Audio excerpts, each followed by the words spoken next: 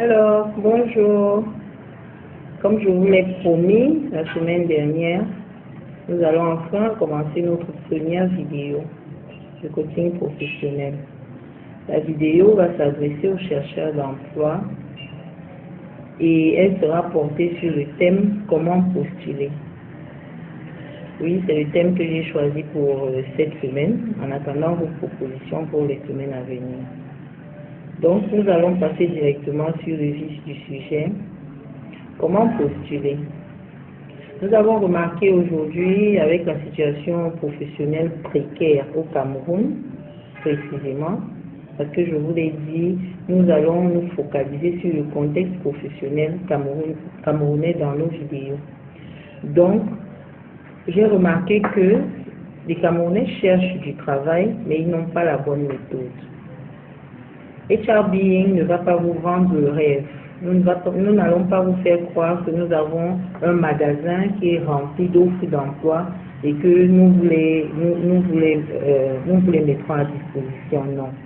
L'objectif d'HRBing, c'est d'accompagner les abonnés, leur montrer comment postuler, comment passer un entretien, comment déceler des offres arnaques, par exemple.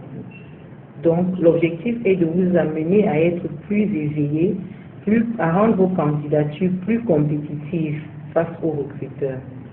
Donc, aujourd'hui, le thème « Comment postuler ?»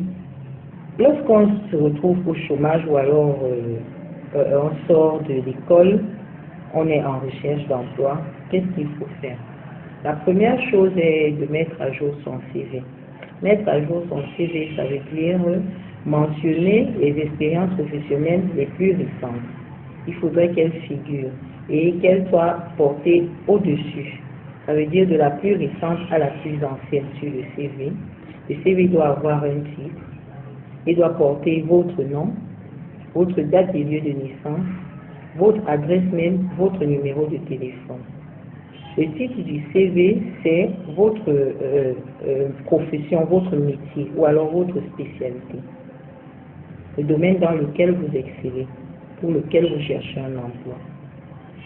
Maintenant, lorsque vous avez fait cela, vous devez porter vos références professionnelles sur votre CV. Cela permet aux recruteurs de les contacter lorsqu'on a besoin de se rassurer du contenu de votre CV, d'avoir une meilleure visibilité de vos compétences, de votre personnalité. Vous devez mentionner les formations additives que vous avez eu à faire dans votre CV. Les parties loisirs et autres, franchement, dans le CV, on s'en passe. On n'en a même pas besoin, je peux vous le dire. Ce n'est pas important que vous disiez hobby, natation, lecture. Franchement, ce n'est pas ça le plus important. L'importance du CV, c'est de savoir quelles sont vos aptitudes professionnelles, les différentes tâches sur lesquelles vous avez souvent exercé dans vos différents postes. Maintenant, une fois que c'est fait, évitez de trop colorer votre CV. Qu'il soit abondamment coloré, il ne s'agit pas d'une œuvre d'art. Évitez les ratures. Respectez la police. Si vous utilisez une police au départ, il faudrait que cette police suive sur tout le CV. Pareil sur la lettre de motivation. Évitez les ratures, évitez trop d'éloges vis-à-vis de l'entreprise sur laquelle vous postulez, parce que le recruteur n'est pas fou. À la longue, vous serez ridicule. Dites ce qui est essentiel, ce qui est concret. Vous dites ce que vous recherchez vis-à-vis de cette entreprise. Vous présentez brièvement votre candidature. En fait, vous introduisez ce qu'il verra dans le CV. Votre numéro de téléphone et votre adresse email, c'est très important. Ne pas oublier. La photo, elle est aléatoire, elle n'est pas obligatoire dans un CV. Mais si vous décidez de la porter sur le CV, il faudrait qu'elle soit décente, qu'elle soit professionnelle. Là, je m'adresse aux filles. L'objectif de cette photo n'est pas de séduire un quelconque recruteur, mais juste d'avoir une image de la personne. Maintenant, vous avez mis votre CV à jour, vous cherchez les offres. Si vous avez des profils spécialisés, par exemple des soudeurs ou des chaudronniers, vous devez d'abord sensibiliser les entreprises qui font dans votre domaine d'activité, parce qu'on ne les trouve pas partout.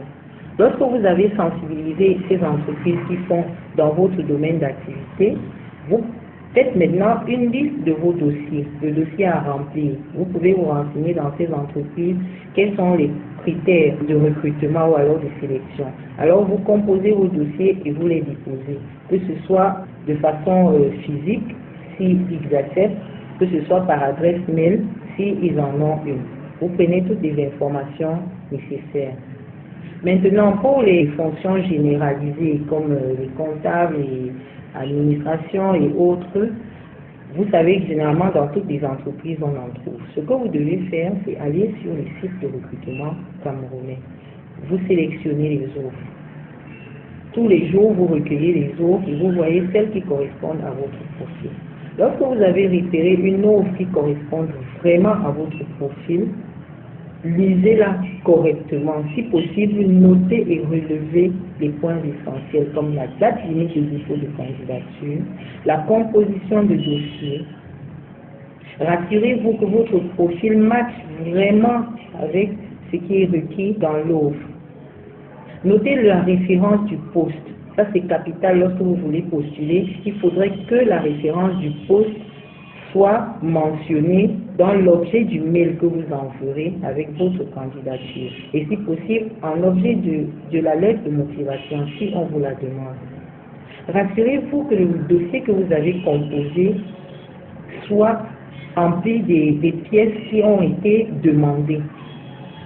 Ça veut dire si on vous a demandé un extrait de casier judiciaire, il faudrait qu'il soit dedans. Si on vous a demandé une lettre de motivation, un CV, des copies de vos diplômes, il faudrait les avoir. Ne vous dites pas non, je leur fournirai ça, si je suis retenu, je vais juste leur envoyer le CV, c'est ce qui est important. Non, ce n'est pas vous qui décidez. Ils savent pourquoi ils l'ont demandé. Vous devez toujours maximiser toutes les chances de votre côté pour que votre candidature soit visible. Si dans l'offre, la référence du poste n'a pas été mentionnée, rassurez-vous de mettre en objet du mail le titre du poste tel qu'il a été libellé dans l'offre. Ça, c'est un point capital. Une fois que c'est fait, maintenant, vous pouvez envoyer votre candidature. Si c'est par mail, vous la transmettez. Si c'est un dossier physique, vous le conditionnez tel que cela a été demandé, soit dans une chemise cartonnée, soit dans une enveloppe, selon les recommandations du recruteur. Une fois que cela a été fait, soyez joignable, s'il vous plaît. C'est important d'être joignable. C'est tellement dégoûtant de passer 2-3 jours à essayer de joindre un candidat et qu'on n'y arrive pas. Si vous savez être quelqu'un qui se déplace régulièrement ou alors qui vit dans une zone qui n'a pas une bonne couverture réseau, alors mettez un numéro subsidiaire, quelqu'un que vous savez qui puisse vous joindre à tout moment, qui sait comment vous retrouver. Les numéros qui sont injoignables, ça montre un manque de motivation. Ça veut dire que vous ne savez pas vraiment ce que vous recherchez. Et maintenant, lorsque vous avez été convoqué, si votre candidature a retenu un recruteur, faites l'effort de repérer le lieu avant. Si vous ne savez pas où se trouve cette entreprise, repérez le lieu avant. Ça vous permet d'être à l'heure le jour J et ça vous donne une bonne image vis-à-vis du recruteur. Et le jour J, quand vous arrivez, faites l'effort de vous habiller décemment. Tenue professionnelle, ça veut dire une chemise pour les hommes. On ne vous demande pas d'aller porter les derniers cris ou les marques les plus en vue. Soyez propre et présentable. Les femmes, des robes, des vêtements décents. Vous arrivez une trentaine de minutes à l'avance, ça vous permet de faire vos révisions parce que, sachez-le, un test, ça se prépare de la même façon qu'un examen. Donc, lorsque vous savez déjà que vous êtes retenu pour passer un test, faites des recherches. L'astuce que je vous donne, reprenez toujours l'offre que vous aviez reçue, relisez les questions et essayez d'y répondre. Par exemple, les tâches qui ont été listées, si on a demandé quelqu'un qui sait faire la DSS, est-ce que vous savez faire la DSS? Si vous ne l'avez pas encore fait, Comment est-ce qu'on l'a fait? Essayez de vous renseigner. Parce que je vous promets, pendant les tests écrits, des questions reviendront dessus. Lorsque vous avez préparé votre test écrit, faites aussi des recherches concernant l'entreprise qui vous convoque. Sa date de création, ses activités, son implantation dans le réseau mondial ou alors sur le plan régional de votre pays. Faites en sorte que vous puissiez avoir au moins le b.a.-ba concernant cette entreprise-là. Alors vous arrivez en salle de test, une trentaine de minutes en avance, vous vous relaxez, vous appliquez les méthodes de relaxation que vous avez au préalable apprises,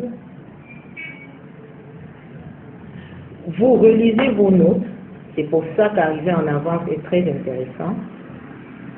Vous repérez les points importants comme la salle d'eau pour vous rafraîchir, les toilettes pour vous mettre à l'aise. Ça vous permet de gagner en temps, par exemple, lorsque vous avez un besoin. Vous n'avez pas besoin de commencer à chercher le surveillant de salle, le siffler pour lui demander où sont les toilettes. Vous signalez juste que vous sortez et vous allez vous mettre à l'aise. Une fois en salle, écoutez attentivement les consignes qui vous sont données et celles qui sont écrites sur l'épreuve. S'il y a un cadre réservé pour les réponses, respectez cet espace-là. Ce n'est pas à 15 minutes de la fin du test que vous allez demander des intercalaires ou alors de vous changer la copie parce que vous avez fait des erreurs. D'où l'importance de bien respecter les consignes. Si vous n'avez pas suivi quelque chose, levez la main et vous posez la question. Relisez bien tout ce que vous avez écrit avant de remettre votre épreuve à la fin. Donc ça, c'est vraiment un résumé de quelques astuces qui peuvent vous aider. Par exemple, les QCM, s'il y a des QCM, prenez la peine de ne répondre aux questions dont vous êtes certain de la réponse. Parce qu'une réponse fausse vous enlève des points. Ce n'est pas la peine de tâtonner avec les QCM. On n'explique pas avec les QCM, c'est oui ou c'est non, vrai ou faux. Donc désormais, vous savez maintenant quoi faire lorsque vous êtes en recherche d'emploi. Vous savez comment arranger votre CV, vous savez comment postuler, transmettre votre candidature, qu'est-ce que vous devez regarder, qu'est-ce que vous devez respecter à la lettre. Vous savez comment faire lorsque vous êtes convoqué pour un test. C'est vrai que nous reviendrons dans une autre vidéo comment passer un test et entretien et là, nous aurons plus de détails. Mais pour le moment, je pense que pour un début, cette consigne peut vous aider. Alors, je reste disponible pour les questions, que ce soit à la suite de la vidéo ou en inbox. Je vous souhaite un très bon début de semaine à tous et vraiment bonne chance pour tous les chercheurs d'emploi.